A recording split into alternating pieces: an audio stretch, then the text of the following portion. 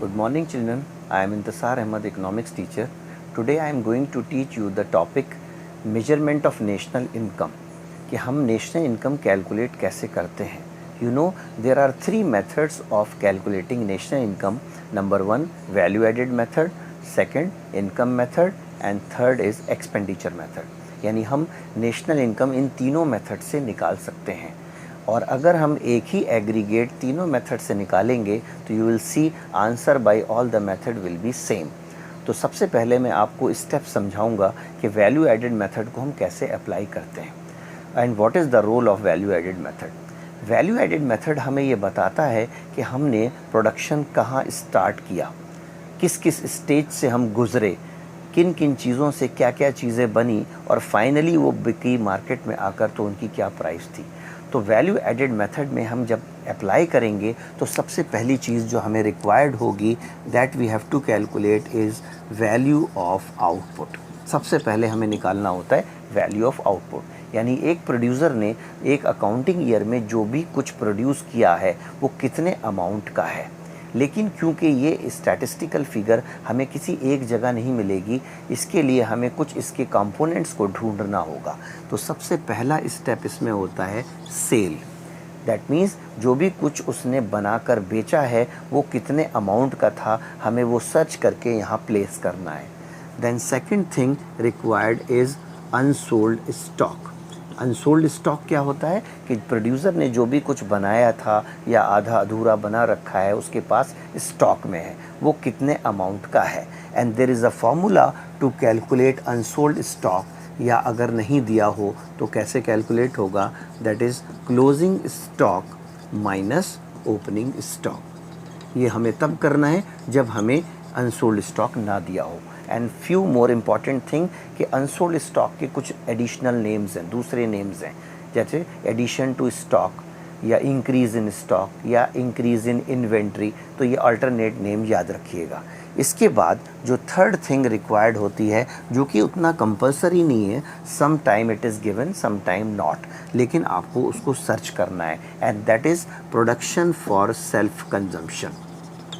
Means कई बार ऐसा होता है प्रोड्यूसर कुछ ऐसी चीज़ें प्रोड्यूस करके रखता है जिसे वो अपने परिवार के लिए भी रख सकता है. लाइक फॉर एग्ज़ाम्पल एक फार्मर है, एक फार्मर ने मान लीजिए 20 क्विंटल वीट प्रोड्यूस किया, जिसमें से उसने 12 क्विंटल बेच दिया तो वो सेल में आ गया.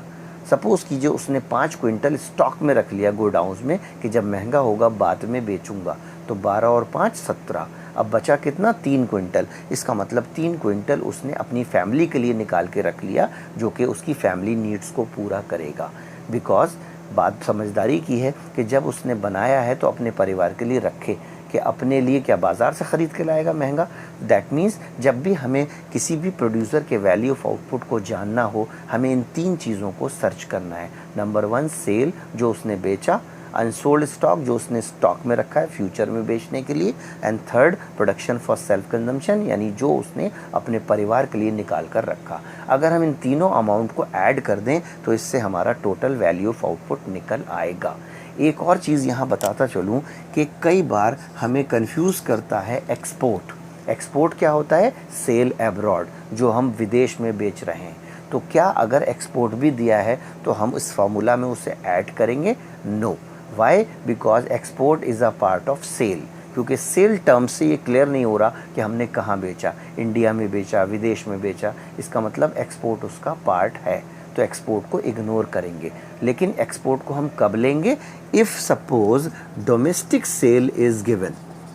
इससे क्लियर हो जाता है कि हमने कितना माल देश के अंदर बेचा, और एक्सपोर्ट बताता है कितना माल हमने बाहर बेचा. तो हम अगर डोमेस्टिक सेल में एक्सपोर्ट ऐड करें तो टोटल सेल बनता है. तो इससे क्लियर होना चाहिए आपको कि एक्सपोर्ट हमें कब लेना है, तभी लेंगे जब यहाँ हमें डोमेस्टिक सेल दिया हो. अगर पहले से ही ये सेल बना हुआ है इसका मतलब एक्सपोर्ट इसमें पहले से इंक्लूडेड है. तो इस दैट वे हमारा वैल्यू ऑफ आउटपुट निकल कर आ जाएगा. Now coming to the second step, अब हमें कैलकुलेट करना है वैल्यू एडेड. वैल्यू एडेड क्या होता है कि we want to know the exact contribution of a producer. कि जैसे मान लीजिए मैं एक प्रोड्यूसर हूँ और कोई चीज़ बना रहा हूँ, लेकिन मैंने स्टार्टिंग से नहीं बनाया होगा, कुछ लोगों ने कुछ चीज़ें बनाकर मुझे दी होंगी और मैंने उसमें कुछ वैल्यू ऐड की है। तो वो जो वैल्यू ऐड मैंने की है वो कितनी की है, that I want to know using this formula. तो इसमें क्या करना होगा, सबसे पहले जो ऊपर हमारे पास कैलकुलेट होकर आ चुका है वैल्यू ऑफ आउटपुट, उसको हम यहाँ प्लेस कर देंगे और इसमें से हम माइनस कर देते हैं इंटरमीडिएट कंजम्पशन। इंटरमीडिएट कंजम्पशन क्या है, यानी वो चीज़ें जिनको मैं दूसरे प्रोड्यूसर से ख़रीद के ला रहा हूँ, प्रोडक्शन में यूज़ कर रहा हूँ और वो चीज़ें प्रोडक्शन में ख़त्म हो जाती हैं। दैट इज़ वेरी इंपॉर्टेंट, क्योंकि परचेज़ तो मैं बहुत सारी चीज़ें कर रहा हूँगा, लेकिन उसमें कुछ कैपिटल गुड्स होते हैं, कुछ मशीनरी होती हैं जो कि प्रोसेसिंग में ख़त्म नहीं होती। इसलिए सिर्फ़ और सिर्फ हमें याद रखना है कि वो चीज़ें जो प्रोडक्शन करने में ख़त्म हो जाती हैं उनको यहाँ पर हमें वैल्यू ऑफ आउटपुट में से माइनस करना है। इससे मेरा एग्जैक्ट कंट्रीब्यूशन पता लग जाएगा प्रोडक्शन में कितना है। इसके लिए मैं आपको एक एग्जांपल दे रहा हूँ जिससे ये बात समझ में आ जाए। सपोज़ कीजिए मैं एक शुगर मिल चला रहा हूँ, ठीक है। शुगर मिल के लिए मैं क्या करता हूँ कि मैं रॉ मटेरियल ख़रीदता हूँ। मैं कहाँ से लाता हूँगा रॉ मटेरियल, हो सकता है मैं किसी किसान से जो है वो रॉ मटेरियल ख़रीदता हूँ। तो रॉ मटेरियल क्या है, शुगर केन। जब मैंने शुगर केन किसान से ख़रीदा तो वो मैंने नहीं बनाया था। अब मैं उससे जब शुगर बना रहा हूँ तो शुगर बनाने में शुगर केन की कॉस्ट भी जुड़ रही है, तो मैं शुगर केन की कॉस्ट को माइनस कर दूंगा तो पता लगेगा कि मेरा कितना कुल खर्चा आया है प्रोसेसिंग में उस शुगर केन को शुगर मिल बनाने में। So that is my value added, my exact contribution. Theoretically ये एक प्रोड्यूसर का वैल्यू एडेड निकल कर आया है। ऐसे ही एक इकोनॉमी में लाखों करोड़ों प्रोड्यूसर होंगे, उन सब के वैल्यू एडेड को ऐड कर दिया जाएगा तो we will get the country's GDP at MP. लेकिन जब हम न्यूमेरिकल सॉल्व करते हैं तो हम ये अज्यूम कर लेते हैं कि ये जो वैल्यू ऐड निकल कर आया है ये अपने आप में पूरे देश का है। That means it is our GDP MP, और इसका एक दूसरा नाम भी है, याद रखिएगा, gross value added at market price. तो यहाँ पर हमने जो कैलकुलेट किया है वो बन गया हमारा जीडीपी एमपी, जिसको हम दूसरा नाम देते हैं gross value added at market price. अब इसके बाद हम नेक्स्ट स्टेप पर जाएंगे कि हमें कैलकुलेट करना है net value added at factor cost, या जिसका दूसरा नाम है एनडीपी एट एफसी। जब हम इसको कैलकुलेट करेंगे तो हमें क्या करना है, हमारे पास जो जीडीपी एमपी कैलकुलेट होकर आ चुका है हम उसमें से सिर्फ दो चीज़ों को माइनस करेंगे, बिकॉज हमें ग्रॉस को नेट बनाना है तो वी विल सब्ट्रैक्ट डेप्रिसिएशन, और मार्केट प्राइस को हमें फैक्टर कॉस्ट बनाना है तो we will subtract net indirect tax. तो ये दो चीज़ें अगर हम जीडीपी एमपी में से माइनस कर दें तो इससे हमारा बन जाएगा net value added at factor cost, जिसको हम डोमेस्टिक इनकम भी कहते हैं। अब ये क्वेश्चन की रिक्वायरमेंट होती है कि इसके आगे हमें क्या करना है। कई बार हमसे कहा जाता है calculate net national product at factor cost, which is also called as country's national income. तो एनडीपीएफसी यानी डोमेस्टिक इनकम हमारे पास पहले से कैलकुलेट हो रखा है। अब सिर्फ हमें इसमें एक चीज़ को ऐड करना है, that is net factor income from abroad. इसको ऐड करते ही ये नेशनल इनकम बन जाता है। So these are the steps to use value added method to find out country's domestic income और नेशनल इनकम। तो मैं एक बार दोबारा रिकॉल करा रहा हूँ आपको कि सबसे पहली ज़रूरत जो हमें पड़ेगी वो वैल्यू ऑफ आउटपुट निकालना है कि उसने जो भी कुछ बनाया है वो कितने अमाउंट का है, और वो हमें तीन चीज़ों से मिलेगा। सेल जो हमने बेचा, अनसोल्ड जो हमने स्टॉक में रखा, प्रोडक्शन फॉर सेल्फ कंजम्पशन जो अपने परिवार के लिए हम निकाल रहे, तीनों को ऐड करके बन जाता है वैल्यू ऑफ आउटपुट।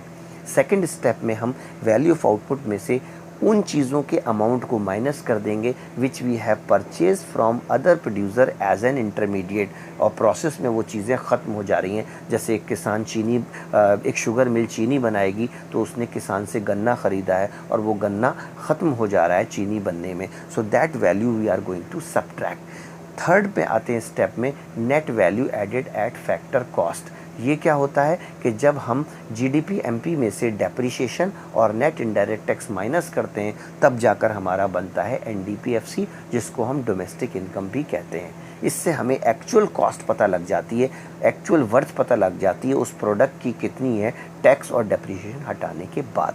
फिर लास्ट स्टेप हो सकता है पूछा गया हो कंट्रीज़ नेशनल इनकम। तो जब हमारे पास डोमेस्टिक इनकम यानी एनडीपीएफसी आ गया तो नेशनल इनकम बनाने के लिए हम सिर्फ इसमें net factor income from abroad add कर देंगे तो ये बन जाएगी कंट्री की नेशनल इनकम। इसमें एक चीज़ और ध्यान रखने की है कि इंटरमीडिएट कंजम्पशन में कई बार इंपोर्ट भी दिया रहता है, तो हम उसका क्या करेंगे, क्योंकि इंपोर्ट भी एक तरह की परचेज़ है। तो इसमें भी वही बात याद रखनी है जो एक्सपोर्ट के लिए थी कि अगर हमें परचेज़ ऑफ इंटरमीडिएट गुड एक जगह दे रखा है, इसका मतलब import is a part of it, हमें इंपोर्ट को इग्नोर करना है। तो फिर इंपोर्ट को कब लेना है, जब ये क्लियर हो जाए it is purchase with in the domestic territory. तो वो इस तरह दिया होगा purchase of intermediate good from domestic market, तब हमें इंपोर्ट को भी ऐड करना है इंटरमीडिएट कंजम्पशन बनाने के लिए, otherwise we will ignore import. Another important thing, अगर क्लियरली स्टेटमेंट में लिखा है कि वो इंपोर्ट ऑफ कैपिटल गुड है या मशीन है तो फिर तो हमें लेना ही नहीं है, क्योंकि सिर्फ और सिर्फ हम माइनस करते हैं इंटरमीडिएट गुड की purchase. I think I made you this topic clear. Thank you.